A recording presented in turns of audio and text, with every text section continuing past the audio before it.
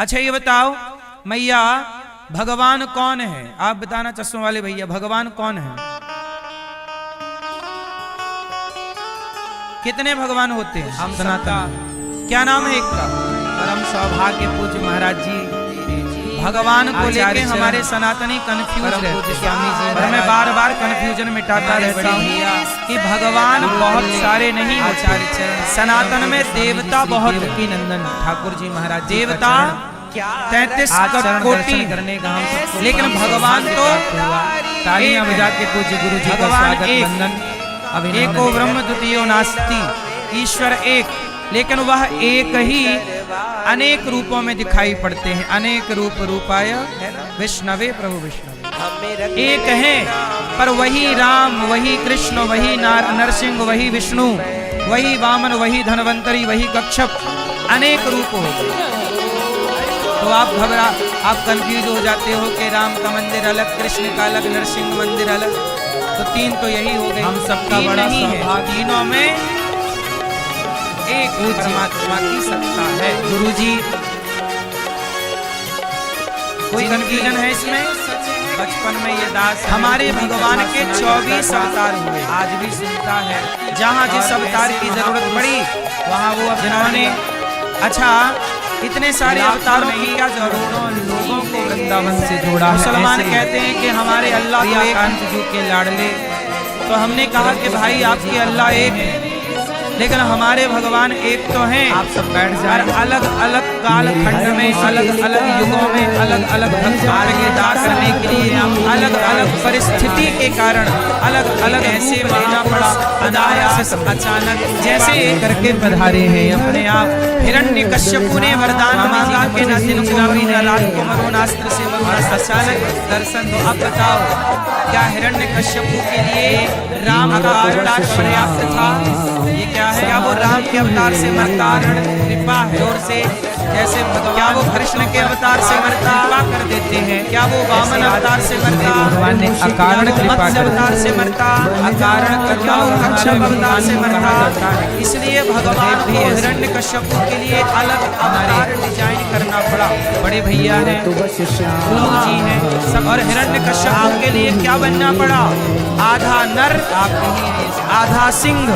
तो बराबर जब हम वृंदावन नरसिंह आए तो भगवान ने नरसिंह अवतार हिरण्यकश्यप को मारने, क्योंकि उसका जो वरदान था उसके अकॉर्डिंग अवतार लिया, और हम भैया उसके अनुरूप अवतार गुरु जी की कथा पर सुना करते। अब राजा बलि यज्ञ कर रहे, अब से हम कथा को रोकना है, तो वहाँ नरसिंह अवतार बताए जरूरत नहीं पर चल रहे। वहाँ राम अवतार से काम नहीं होता, वहाँ कृष्ण अवतार से काम नहीं होता, वहाँ भिक्षुक अवतार चाहिए। बड़े बुजुर्गों छोटे से वामन बन के आयुर्मंथन हुआ है। पर्वत नीचे जा रहा था, वो पर्वत थामने के लिए राम नहीं आ सकते थे, कृष्ण नहीं आ सकते थे। आचार्य अरे भगवान सब अवतार इसलिए लेते हैं कि कछुओं को भी लगे कि भगवान हमारे हैं, मछली को भी लगे कि भगवान हमारे सेवा करने का अवसर। हंस अवतार लिए। मुझे बस तेरा, मैंने सुना कि प्रयागराज में कोई हंस तीर्थ है, विश्वास है, हंस तीर्थ है यहाँ।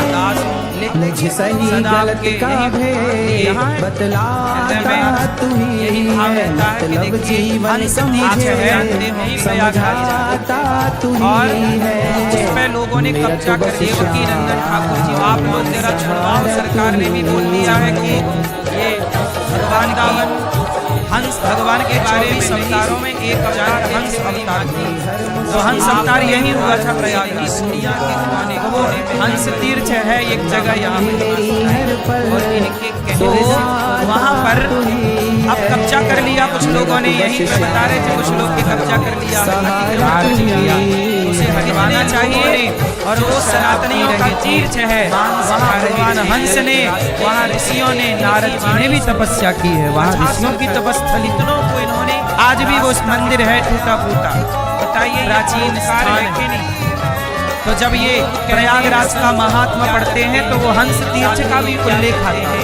अरे तो आप लोग उनको जितने भी हमारे सनातनियों के तीर्थ स्थल हैं, उन्हें अतिक्रमण दिया है, मतलब सुप्रीम कोर्ट पर चलने लग जाता है। हाई कोर्ट ने दे दिया है कि ये आचार्यों की, फिर भी लोगों ने कब्जा किया है। पुलिस को हटाना चाहिए वहाँ से कब्जा।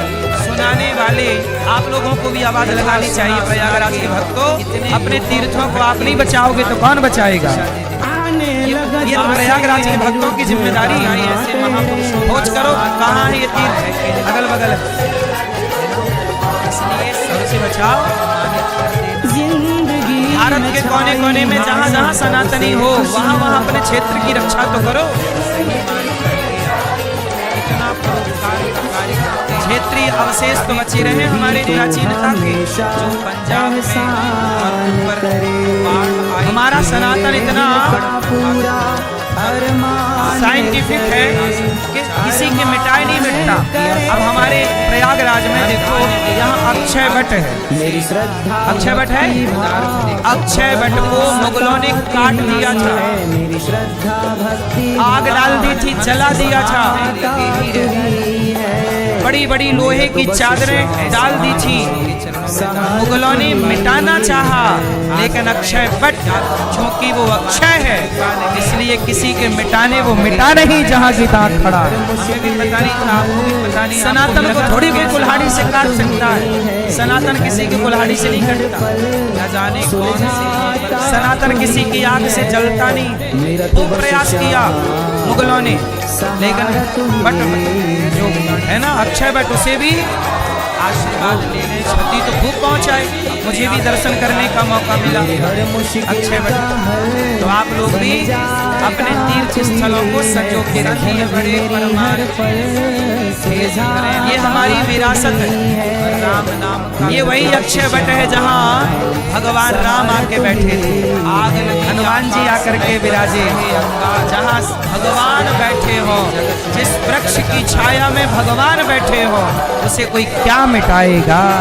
भगवान की कथा सुना, बहुत प्रयास किया स्वामी जी, दास अनिरुद्ध को भी अभ्यास हुआ, हमने भी खूब आपकी वाणी का आनंद लिया। ये जब हम वृंदावन में पढ़ते थे, प्रयाग गुरु जी की प्रथम यज्ञ की भूमि हुई थी, जिसे कोई मिटा नहीं सका। गुरु जी की कथा में जाया कर सैकड़ों वर्षों तक इसे अल्लाहाबाद बनाए रखा, लेकिन फिर भी प्रयाग का अस्तित्व जिंदा रहा और पुनः प्रयाग अपने अस्तित्व में स्वरूप में हम प्राप्त किया। बोलो हाँ, ज्ञान प्राप्त किया, भक्ति प्राप्त। तो आप भी ध्यान दीजिए। बहुत तो भगवान ने बहुत अवतार लिए हैं, उन अवतारों में एक अवतार राम कृष्ण, ये सब अवतार हैं। हम सनातनियों आदर्श, हमारा सनातन बड़ा है ना, इसलिए आजकल अनेक अवतार। कुछ लोग कहते हैं ना बॉलीवुड अनेक लीला है, इसलिए अवतार अनेक अवतारों ने डाले बॉलीवुड के लोगों को क्या। तो भगवान ने पौंड्रक को मारा, काशीराज द्विविद का उद्धार किया, जरासंध को भीम भैया ने मारा, जरासंध मर ही नहीं रहा, बीच से मार दिया। भगवान ने एक तिनका उठाया, कहा ऐसे मार। इनका पूरा जीवन एक सही रास्ता दिखाते दिखाते आज तक की यात्रा केवल सही रास्ता। भीम भैया ने इस युद्ध करते समय भगवान को देखा, जीवन समझ गए, काम करिए पर नजरें भगवान की ओर, तब जीत हो। जरासंध को मार गिराया, उनके यहाँ राजाओं को बंदी बना रखा था जरासंध, भगवान ने राजाओं को मुक्त किया। सब राजाओं ने कहा कृष्णाय वासुदेवाय हरये परमात्मने प्रणतः क्लेशनाशाय गोविंदाय नमो नमः। भगवान ने सबको मुक्त किया। शिशुपाल, मैया आप शिशुपाल को जानती हो? मैया ओ प्यारी माँ, आप लोगों को शिशुपाल को जानते हैं आप लोग? क्यों? यही बगल में रहता आपके क्या? जैसे आपके घर में यही प्रयाग का था, आपकी मर्जी के बगैर कोई नहीं आ सकता। शिशुपाल भगवान को 100 गालियाँ रोज देता, प्रिया प्रीतम के निज, और हमारे भगवान भी गजब, 100 गालियाँ सुनते चुप रहे, रोज 100 देता, आज भी 100, कल भी 100, की लता पताएं। एक दिन उसने अति कर 100 पार कर गया, 101, और भगवान ने निकाला चक्र, काट दिया। कि प्रिया प्रीतम की उन राजा परीक्षित ने कहा कि गुरुदेव 100 गालियां सुनी, 101 वही तो काटा, तो पहली गाली में क्यों नहीं काट दिया? तो सुखदेव जी ने कहा कि ये शिशुपाल भगवान कृष्ण की बुआ का लड़का था, बुआ का लड़का। तो पता चल गया कि इसकी मृत्यु कृष्ण के हाथ है। शिशुपाल की माँ को पता लगा कि मेरे बेटे की मौत कृष्ण के हाथ है। तो बुआ दौड़ी दौड़ी कृष्ण के चरणों में आके गिरी, कन्हैया मेरे बेटे की हत्या तू करेगा तो तू लाला मुझे वचन दे, तू मेरे बेटे को क्यों मारेगा?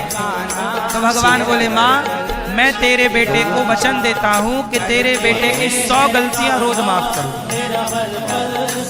100 गलतियां रोज माफ करो, लेकिन 100 के बाद यदि एक भी बढ़ी माँ तो फिर मुझे मारना पड़ेगा, क्योंकि गलतियां रोज जो करे उसे तो फिर एक दिन मरना ही पड़ेगा। तो मैं आपके प्रेम के कारण, आप मेरी बुआ हो, इसलिए आपके बेटे की कितनी गलतियां माफ?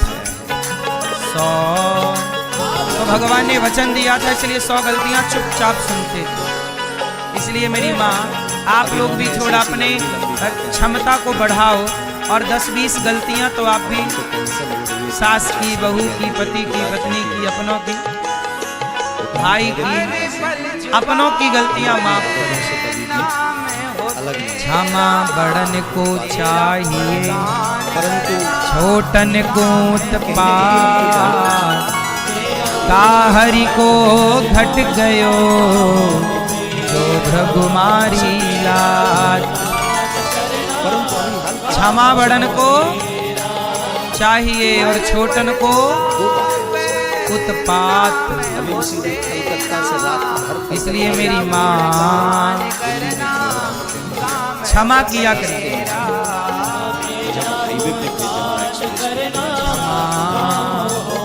भगवान ने क्षमा किया, आपको भी क्षमा कर देना चाहिए अपनों की गलतियां।